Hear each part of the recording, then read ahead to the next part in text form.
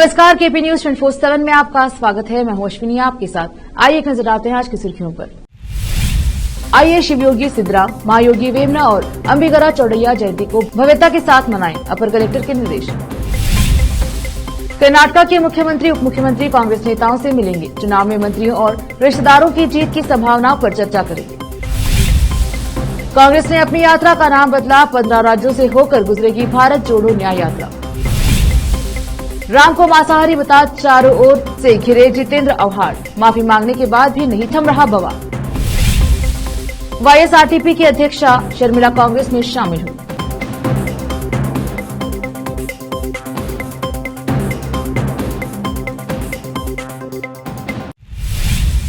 अब समाचार विस्तार से। डिप्टी कलेक्टर शिव कुमार शिलवंत ने कहा कि हम सभी शिवयोगी सिद्धराम, महायोगी वेमना और निजशरण अंबिगरा चौड़ैया की जयंती भव्य तरीके से मनाएं। वह गुरुवार को जिला कलेक्टर कार्यालय कक्ष में शिवयोगी सिद्धराम, महायोगी वेमना एवं निजशरण अंबिगरा चौड़ैया जयंती पूर्व बैठक की अध्यक्षता कर रहे थे। बैठक में 15 जनवरी को शिवयोगी सिद्धराम जयंती मनाने का निर्णय लिया गया। उस दिन सुबह 10:30 बजे जिला कलेक्टर कार्यालय में सिद्धरामेश्वर प्रतिमा की पूजा करने के बाद सुबह 11 बजे जिला कलेक्टर कार्यालय से चन्नबसवा पट्टदेवरू जिला रंग मंदिर तक सिद्धरामेश्वर की चित्र शोभा यात्रा निकाली जाएगी और उसके बाद रंग मंदिर में एक मंच कार्यक्रम आयोजित किया जाएगा। विशेष संवाददाता की रिपोर्ट। विकासशील भारत संकल्प यात्रा कार्यक्रम के अवसर पर थाना कुशनूर में लोगों द्वारा दिए गए अभूतपूर्व समर्थन को देखते हुए केंद्रीय मंत्री भगवंत खुबा ने कहा कि यह निश्चित है कि नरेंद्र मोदी जी तीसरी बार देश के प्रधानमंत्री बनेंगे और वह सांसद बनेंगे। बीदर लोकसभा क्षेत्र से थाना कुशनूर, निडोडा, चंदोरी, खेड़ा गांव, होला समुद्र के ग्रामीणों से सम्मान प्राप्त करने के बाद यह जानते हुए कि 140 करोड़ लोग मेरा परिवार है, नरेंद्र मोदी एकमात्र ऐसे प्रधानमंत्री हैं जो देश की 2,70,000 ग्राम पंचायतों, 4,800 नगर परिषदों में सभी मंत्रियों, विधायकों, केंद्र सरकार के अधिकारियों को जनता के दरवाजे पर भेज रहे हैं। हमारी सरकार की योजनाओं को जन जन तक पहुंचाना हमारा लक्ष्य है। मोदी के मुताबिक गरीबों, महिलाओं, किसानों और युवाओं का विकास। उन्होंने कहा कि जनता का कल्याण ही देश का कल्याण है। ये 4 लोग मेरी जाति हैं और मैं जानता हूं इनका विकास ही है मेरा उद्देश्य। उन्होंने कई जन समर्थक परियोजनाएं लागू की हैं और उन्हें पहले ही वितरित कर दिया है। विशेष संवाददाता की रिपोर्ट।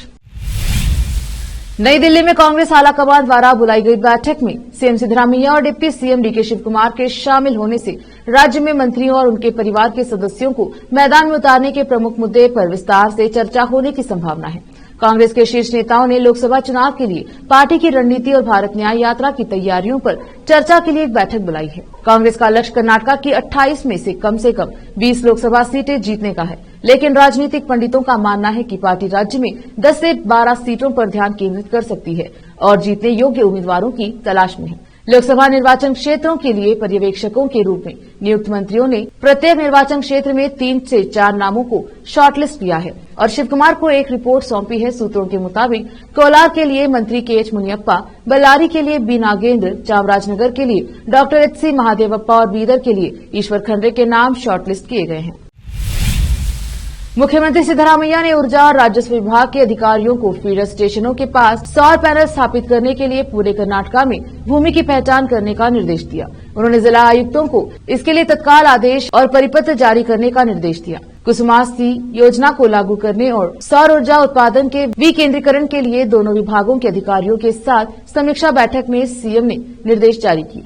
ऊर्जा विभाग ने सरकार को फीडर स्टेशनों के पास सौर पैनल स्थापित करने, स्थानीय स्तर पर सौर ऊर्जा उत्पन्न करने और राज्य में सिंचाई पंप सेटों को सौर ऊर्जा से संचालित करने के लिए पट्टे के आधार पर राजस्व भूमि का अधिग्रहण करने का प्रस्ताव दिया था। योजनाओं के कार्यान्वयन के लिए 400 बिजली स्टेशनों के आसपास सौर पैनल स्थापित करने के लिए लगभग 3000 एकड़ भूमि की आवश्यकता होगी।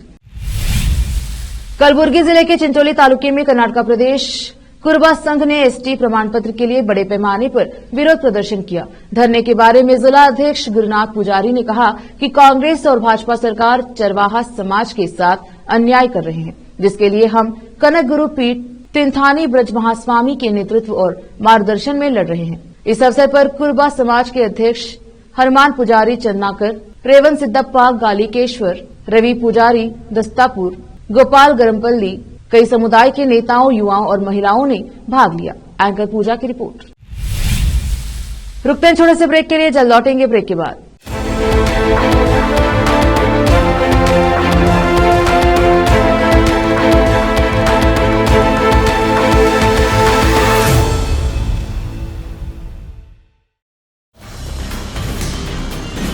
हिंदुस्तान के हर कोने में हम हैं मौजूद। 24 घंटे हालात पर गहरी नजर, खबरों से जुड़े चुपते सवालात और आपको दिखाता है धार्मिक, सामाजिक, राजनीतिक, लोकल और इंटरनेशनल न्यूज की सबसे बेहतर कवरेज,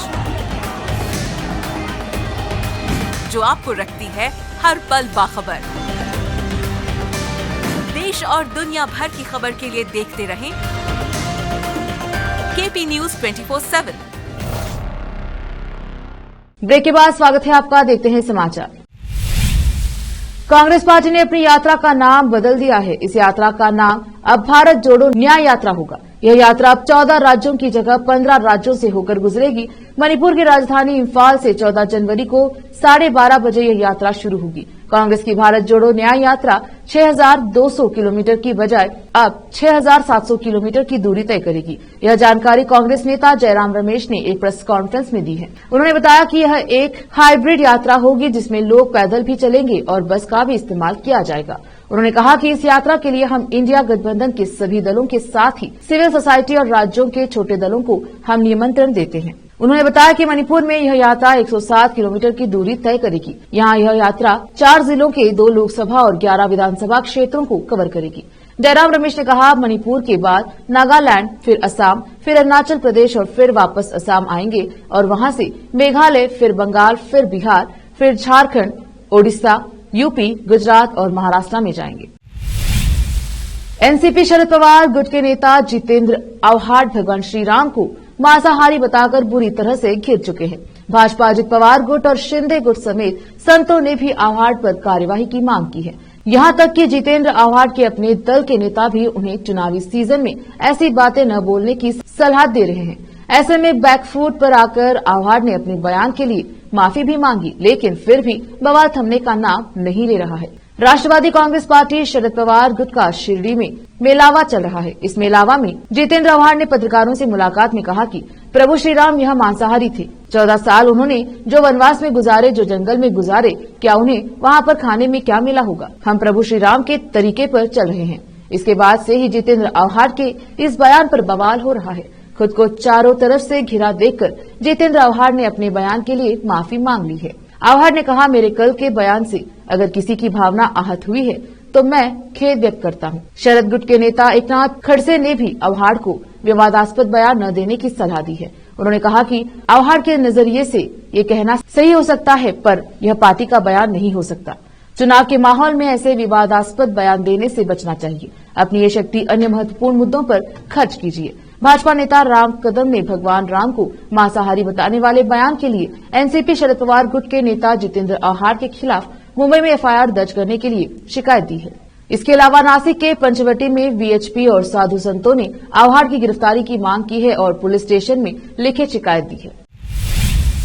वाईएसआरटीपी की अध्यक्षा शर्मिला ने अपनी पार्टी को कांग्रेस में विलन रेट हुए कांग्रेस में शामिल हुई।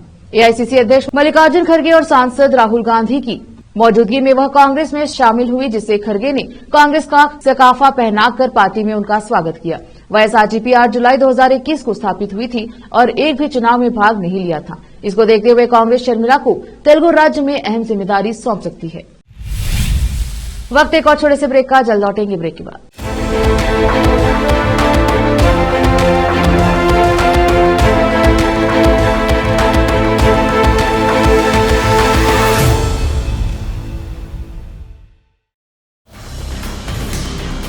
हिंदुस्तान के हर कोने में हम हैं मौजूद। 24 घंटे हालात पर गहरी नजर, खबरों से जुड़े चुपते सवालात और आपको दिखाता है धार्मिक, सामाजिक, राजनीतिक, लोकल और इंटरनेशनल न्यूज की सबसे बेहतर कवरेज, जो आपको रखती है हर पल बाखबर। देश और दुनिया भर की खबर के लिए देखते रहें केपी न्यूज 24/7। दिल्ली के मुख्यमंत्री अरविंद केजरीवाल पर नई मुसीबत आ गई है। शराब घोटाले में अभी राहत मिली भी नहीं थी कि मोहल्ला क्लिनिक में एक नया घोटाला सामने आ गया है। गिरफ्तारी की आशंका के बीच आज सीएम केजरीवाल ने प्रेस कॉन्फ्रेंस की। इस दौरान उन्होंने कहा, पिछले 2 साल से बीजेपी की सारी एजेंसी शराब घोटाले में कई छापेमारी की और गिरफ्तारी की, लेकिन अभी तक एक भी पैसे का हेरफेर नहीं मिला। ऐसे फर्जी केस में कई आप नेताओं को इन्होंने जेल में रखा। अब बीजेपी मुझे गिरफ्तार करना चाहती है। केजरीवाल ने कहा, फर्जी समन भेजकर ये लोग मुझे बदनाम करना चाहते हैं। इन्होंने मुझे समन भेजा और मेरे वकीलों ने बताया कि वो समन गैर कानूनी है। कानूनी रूप से सही समन आएगा तो मैं पूरा सहयोग करूंगा। बीजेपी का मकसद मुझे लोकसभा चुनाव में प्रचार करने से रोकना है। इसी बीच ईडी अब केजरीवाल को चौथा समन भेजने की तैयारी में है। केजरीवाल के जवाब की ईडी समीक्षा कर रही है। ईडी ने शराब घोटाले में अरविंद केजरीवाल को 3 बार समन भेजा है, लेकिन वो पेशी से बार बार मना कर रहे हैं। उनकी पार्टी की तरफ से दावा किया जा रहा है कि केजरीवाल की गिरफ्तारी की साजिश रची गई है। इसी बीच अब दिल्ली के उपराज्यपाल ने मोहल्ला क्लिनिक में फर्जी लैब टेस्ट की सीबीआई जांच कराने की सिफारिश कर दी है।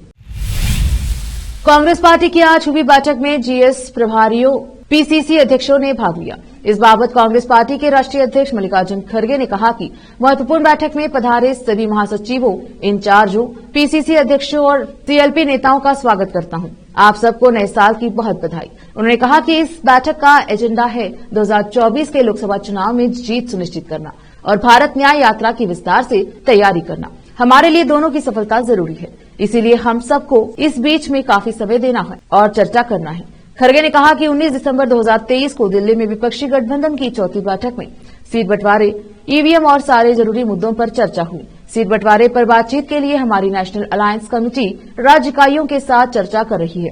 देश भर में 8 से 10 बड़ी पब्लिक मीटिंग हमें मिलकर करनी है। 21 दिसंबर को हमारी सीडब्ल्यूसी की बैठक हुई। 28 दिसंबर को नागपुर में कांग्रेस के 149वें स्थापना दिवस पर हमारी है तैयार हम रैली बहुत शानदार रही। मल्लिकार्जुन खड़गे ने कहा कि अब मैं सोनिया गांधी के 25 सालों के दौरान कांग्रेस अध्यक्ष के रूप में की गई सेवाओं का आदर के साथ विशेष उल्लेख करना चाहूंगा। भारत के विदेश मंत्री एस जयशंकर 2 दिनों के नेपाल दौरे पर काठमांडू पहुंच गए हैं। उन्होंने कहा कि वह नेपाल वापस आकर खुश हैं और देश में अपने कार्यक्रमों को लेकर आशान्वित है। जयशंकर नेपाल के विदेश मंत्री के साथ 7वें नेपाल भारत संयुक्त आयोग की बैठक की सह अध्यक्षता के लिए बृहस्पतिवार को यहां पहुंचे। बृहस्पतिवार और शुक्रवार को होने वाली इस बैठक के दौरान दोनों नेता द्विपक्षीय संबंधों की समग्र स्थिति की समीक्षा करेंगे। वर्ष 2024 में जयशंकर की यह पहली विदेश यात्रा है। जयशंकर नेपाल के अपने समकक्ष एनपी साउथ के साथ भारत नेपाल संयुक्त आयोग की बैठक की सह अध्यक्षता करेंगे। इसके साथ ही भारत और नेपाल के बीच कई अहम समझौते हो सकते हैं। इस वजह से पड़ोसी देश चीन तनाव में आ गया है। नेपाली विदेश मंत्री साउद ने त्रिभुवन अंतर्राष्ट्रीय हवाई अड्डे पर जयशंकर का गर्मजोशी से स्वागत किया। नेपाल की विदेश सचिव सेवा लम्साल और अन्य वरिष्ठ अधिकारियों ने भी हवाई अड्डे पर जयशंकर का स्वागत किया। जयशंकर ने एक्स पर एक पोस्ट में कहा, 2024 के अपने पहले दौरे के लिए नेपाल वापस आकर खुश हूं।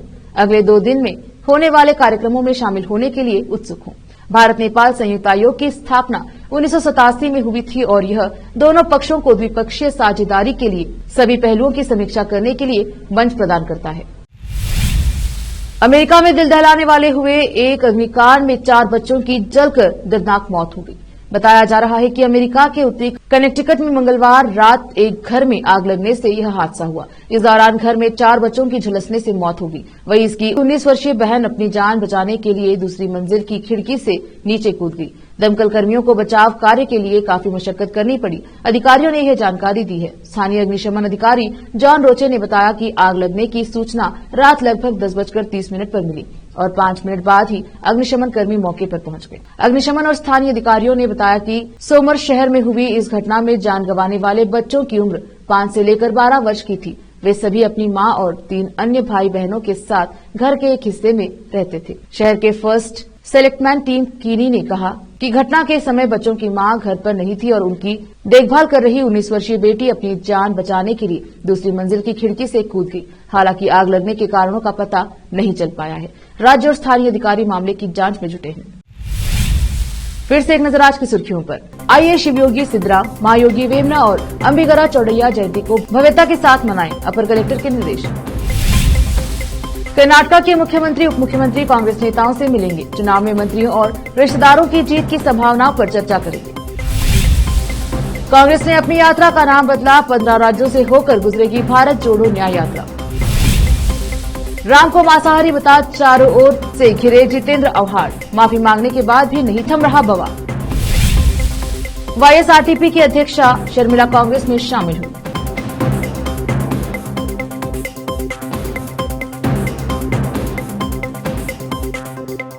केपी न्यूज के बुलेटिन में आज इतना ही। देखते रहिए केपी न्यूज 24/7। धन्यवाद।